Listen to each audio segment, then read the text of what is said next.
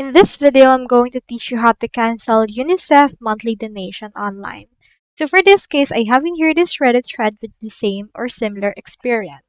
As you can see right here, this user is asking how to cancel UNICEF because they were swayed by a lady at the airport to donate to the charity. So they were able to give their credit card number and they were charged for it. Now, it's actually a plan which is actually for 2 years monthly.